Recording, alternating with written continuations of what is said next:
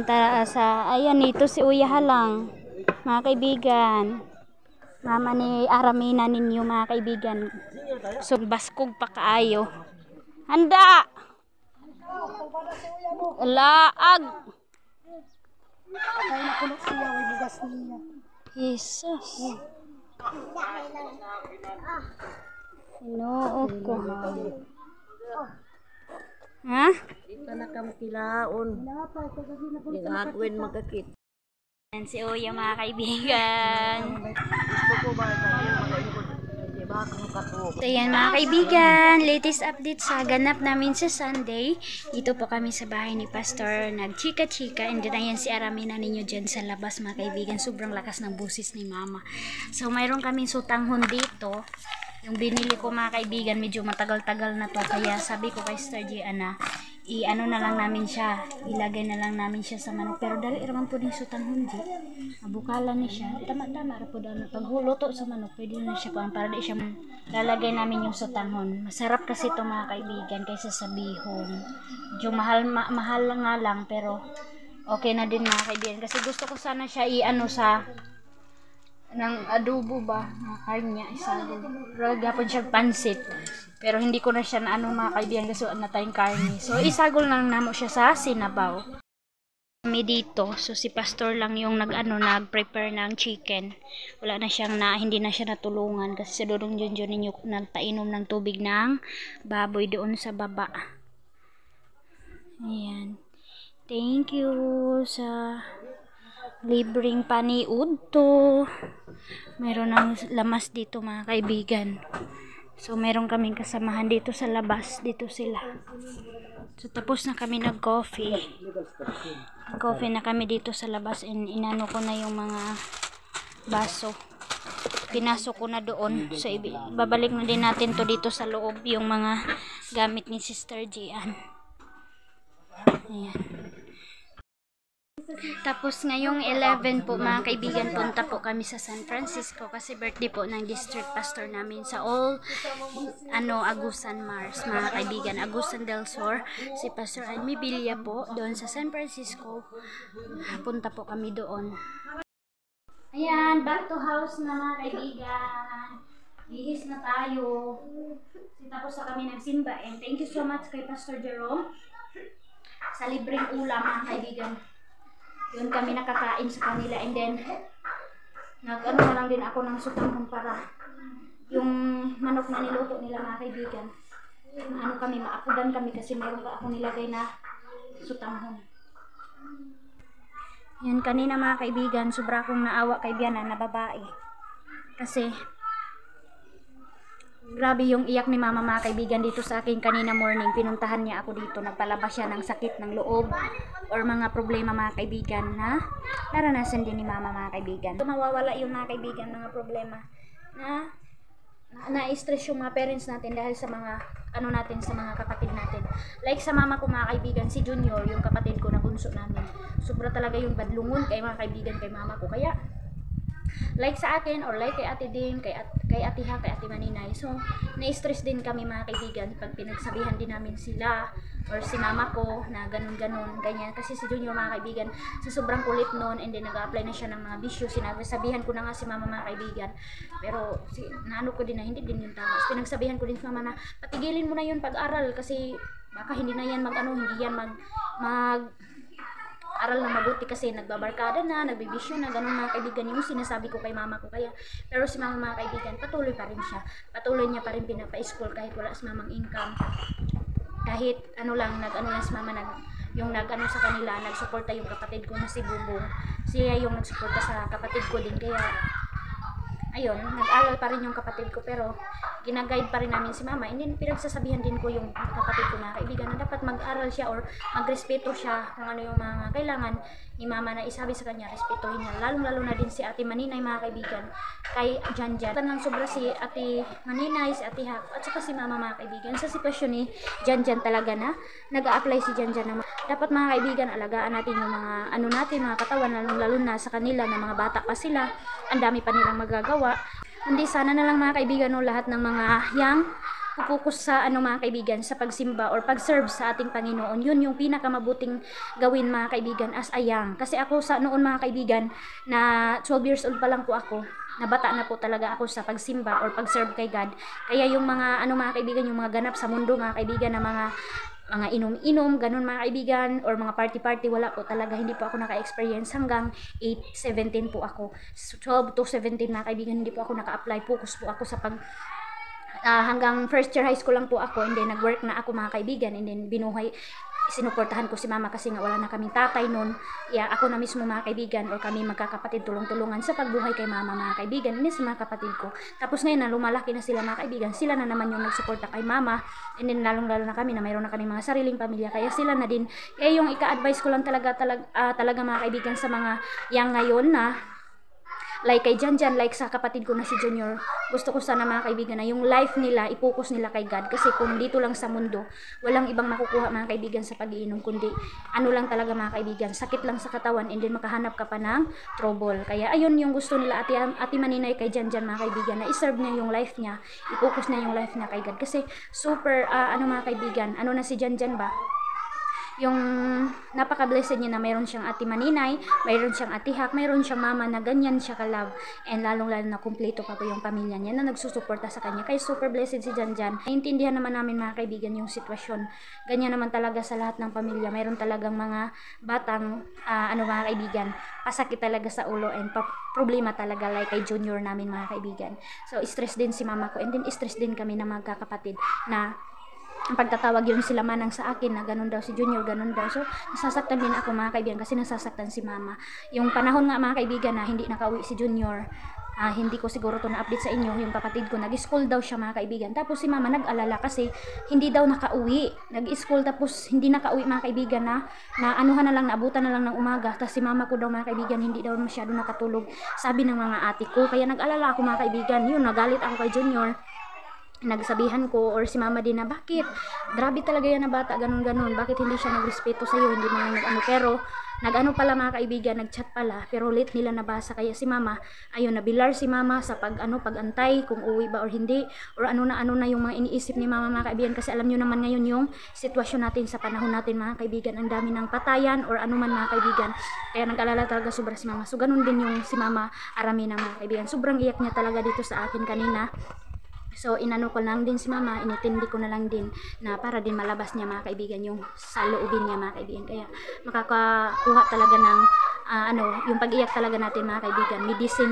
Best medicine talaga yun sa mga problema. Naiiyak na lang talaga mga kaibigan. And meron kang taong iyak ka na kapag katiwalaan. So, ganun kami nila Ate Hak, sharing each sa isa't isa. And then, ayun mga kaibigan. So, I hope na patuloy si Janjan mga kaibigan sa pag-serve ulit kay God, kasi hindi pa naman siya baptized dito sa amin mga kaibigan. No? Walang imposible mga kaibigan sa taong gusto magbago. Mga kaibigan, sa wakas, makarelax na talaga si kaibigan niyo kasi hindi na kami busy. Pero may kahit paano mga kaibigan, na kuna na yung dito sa bahay, mga kailangan gawin, and then meron namang kunti pa rin na hindi pa rin. Pero okay lang yan mga kaibigan, at least yung iba na trabaho na namin. Tingnan nyo mga kaibigan kung gaano kalakas yung hangin, oh. Ayan, grabe ang hangin. Hala, ang lakas ng hangin, grabe. Ganito na talaga, at saka burn out kami dito, kaya late upload tayo sa latest update natin buhay sa Agusan, Mars. Grabe. Ayan, hangin at saka ulan. Dala na naman ng ulan, oh. Yan yung hangin, oh. Pero mas okay yata to ngayon mga kaibigan, kasi maliit lang yung dagom ng hangin. Yan, kapag ganyan siya mga kaibigan, blue hangin po yan. Yan, super lakas na naman. Grabe ang mais naman namin ito mga kaibigan. Halos yung mayroon kami kasamahan kanina sa church, nagsabi na yung mais daw nila mga kaibigan hapla na daw. Yun, oh. Grabe yung hangin, oy. Grabe ang lakas talaga ng mga bagyo ngayon. Yan, pakinggan natin yung hangin in this video.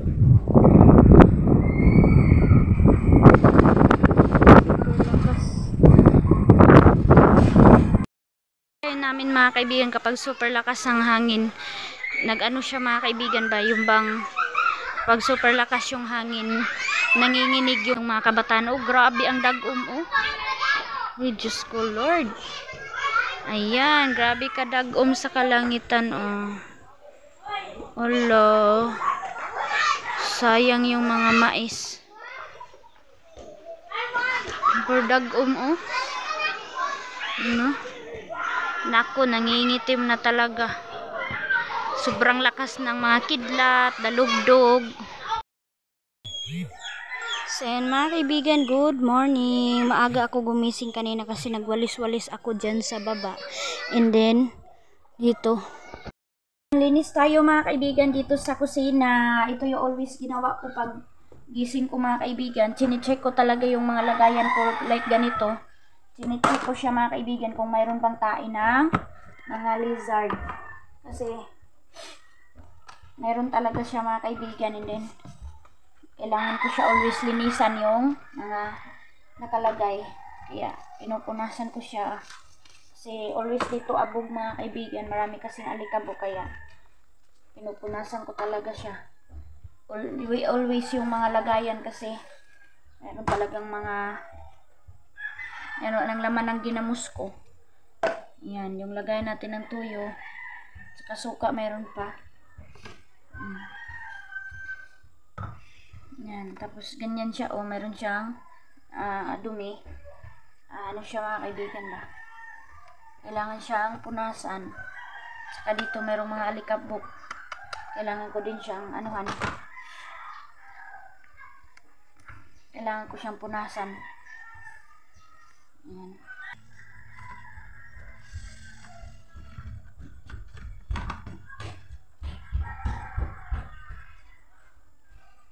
Yan na, malinis na yan mga kaibigan. Nugasan na natin yan. Ayan. Mga lagayan. Ang kailangan ilagay dito ko muna. Pang ilagay yung mga kailangan.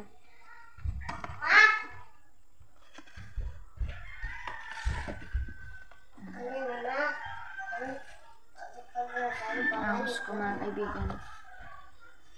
Yan ko na lang muna siya. Unas pa tayo. Ito banda, ito na lang yung mga nalagay ko dito sa ano natin, groceryhan natin.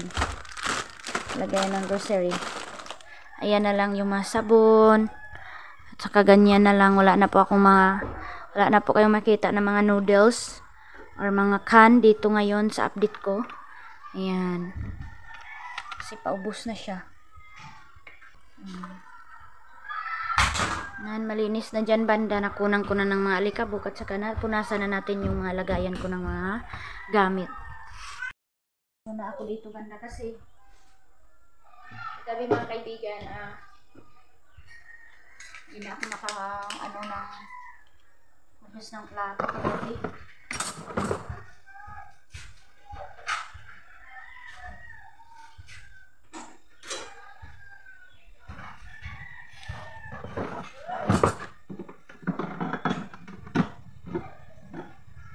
Ang dami ko ng baso mga kaibigan.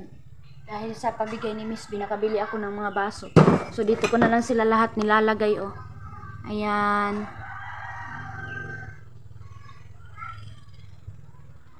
Dito ko na lang lalagay yung mga baso lahat para safety tayo sa ano mga kaibigan, sa dumi ng mga lizard. At saka ipis, baka anuhan ng ipis yung ano natin mga gamit. Kaya, dito ko nilagay yung mga baso. Saka yung mga plato dito. Ayan. Ayan, hindi ko pa to nauwi yung ano ni ate Maninay. Hindi ko pa nauwi yung ano niya, stove. Dadalhin ko na lang yan mga kaibigan kapag nakapunta na ako doon. Dahil sa hirap ng ulam dito mga kaibigan, tingnan nyo. Mayroon kaming daing dito, oh. Binarteran po namin ito ng bigas. Meron kasi na may isda, kaya nagbarter kami ng bigas. So ito, meron kaming isda ngayon.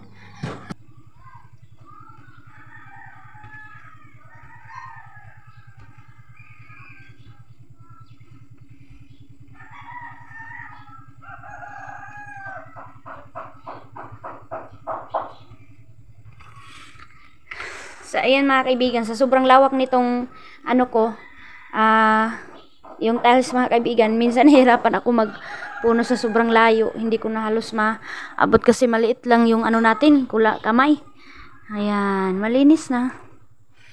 Malinis sa dito banda. Ito lang naman yung ikakasaya natin na makita natin na malinis yung kusina. So ayan mga kaibigan, dito tayo sa lutuan ko mga kaibigan. Yung pinakita ko po sa inyo na yung lutuan natin na yung stove, hindi ko kinuna ng cellophane.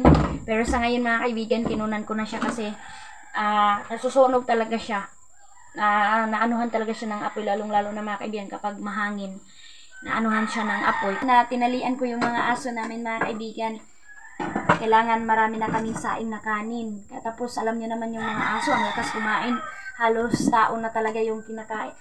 Nila mga kaibigan, yung budget nila, tao na talaga yung kain talaga ng tao yung aso. Mas more pa nga yung aso kaysa sa tao mga kaibigan. Kaya minsan, inaano ko na lang talaga na maliit na lang yung kinakain ko mga kaibigan para talaga mayroong maiwan sa mga aso ko. Kaya minsan kapag maano na kami mga kaibigan sa bigas, yung bang mabilis na kami maubusan ng mabilis na makunan yung bigas namin dahil sa dalawa kong aso. Kasi nung hindi ko pa sila natalian mga kaibigan, sila lang yung naghahanap sa kanilang pagkain minsan. So sa totoo lang po talaga, hindi ko namin ulisyon na binahugan kinakain yung aso namin simula nung yung hindi pa sila nakatali. Pero sa ngayon mga kaibigan na nakatali na po sila, kailangan na po nila na pakainin, lagyan ng tubig. So super love ko talaga yung mga aso ko na yan mga kaibigan.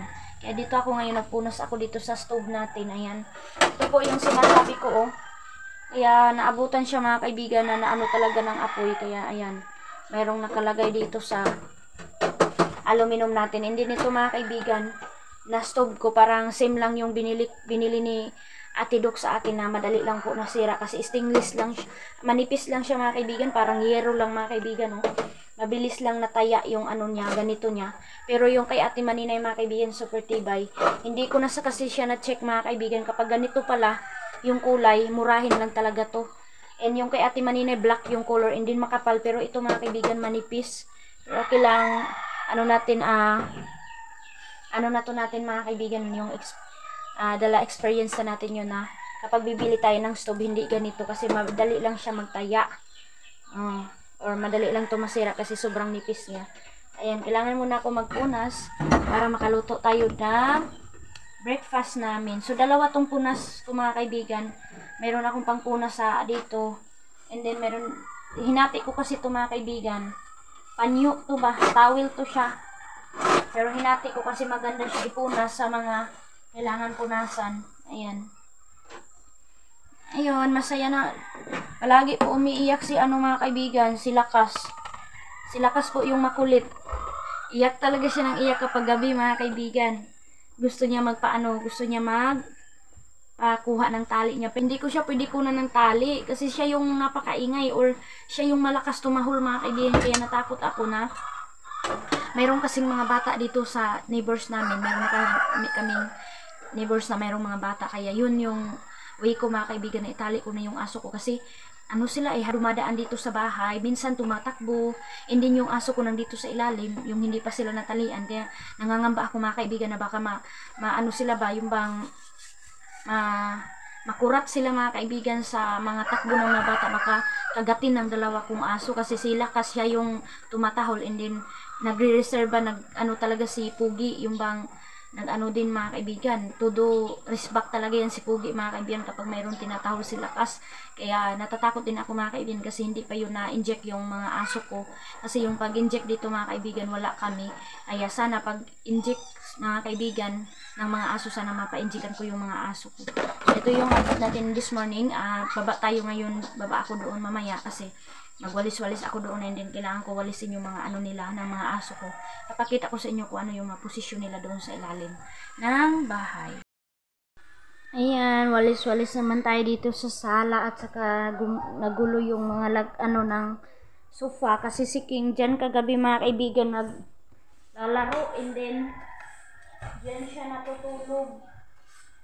Ayan, ayan, nagkagulo yung damit ng sofa. Release time.